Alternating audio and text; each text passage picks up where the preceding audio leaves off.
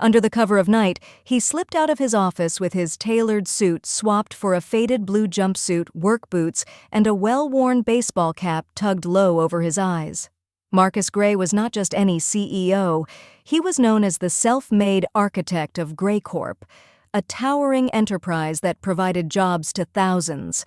His life was built on taking bold steps, and his instincts had never led him astray, until he began noticing some strange shifts within his company.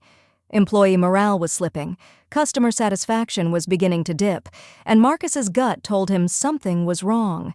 Yet every quarterly report that reached his desk was as polished as ever. Productivity metrics were stable, employee feedback seemed positive, and Gray Corp looked, on paper, as healthy as ever. But Marcus knew better. He had built this empire from scratch, and he could feel when something was off. After wrestling with his suspicions for weeks, he decided to take matters into his own hands.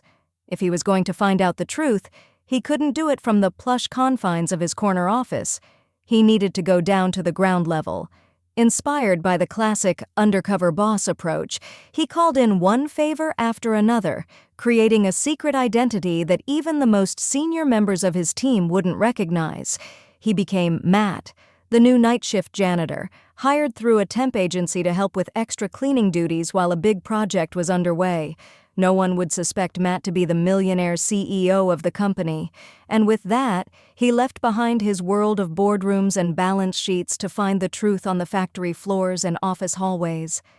Matt's first day was a shock. The Gray Corp headquarters, which he usually saw in daylight, was an entirely different place by night. The cubicles felt like ghost towns, the lights dim, casting strange shadows that made him feel like a stranger in his own building. The hum of machinery was now louder, more constant, echoing in the near-empty rooms. As he cleaned, he quickly learned the routines of those who worked after hours. Security guards exchanged idle gossip, maintenance workers muttered about grueling hours and low pay, and occasionally a junior executive would pop in, frantically catching up on work they were too overwhelmed to complete during the day. Matt went unnoticed, and that's how he liked it. After a few days, he began to pick up on patterns. Some employees seemed tired, not just from working nights, but from what seemed like a deeper exhaustion. They joked in hushed tones about the corporate structure, about a certain VP's temper, and about the lack of raises, promotions, or recognition for years. Matt listened carefully, filing away every word.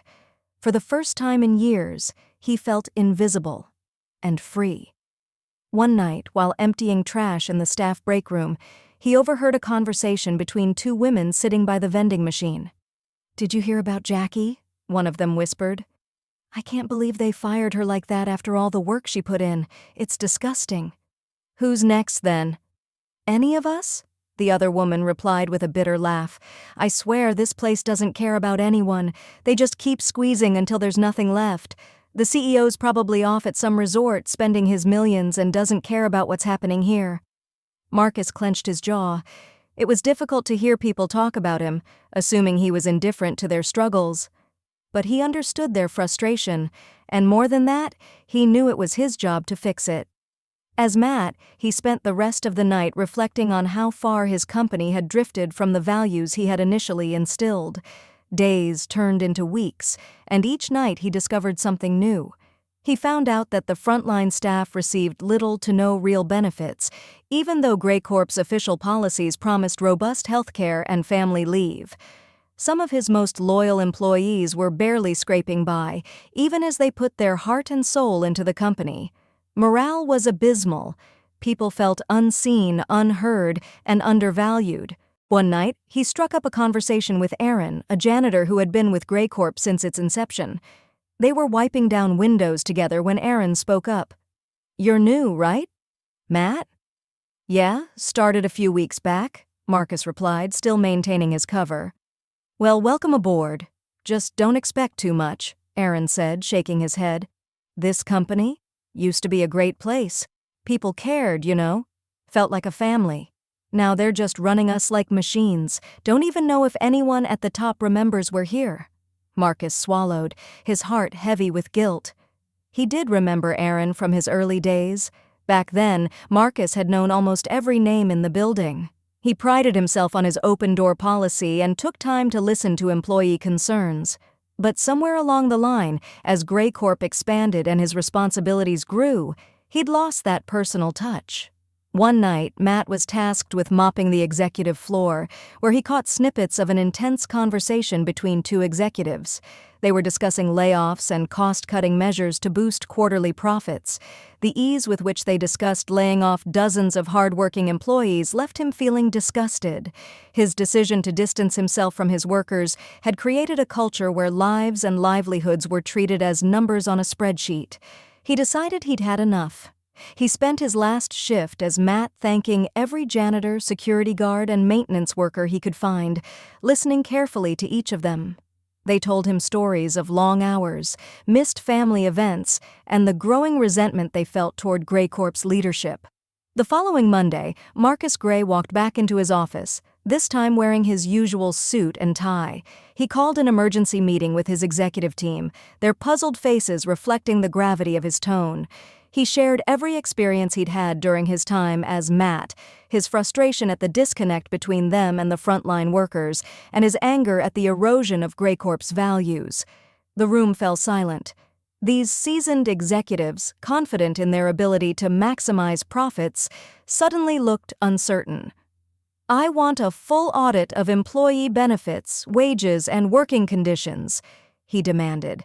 "And from now on, every manager and executive will spend time on the ground floor, working alongside the employees they manage. This company started with family values, and we're going to restore them." Over the next months, Grey Corp underwent a transformation. Wages were adjusted to reflect the hard work employees put in. A new program was implemented for better healthcare and family leave, and an open-door policy was reintroduced, this time with the CEO himself.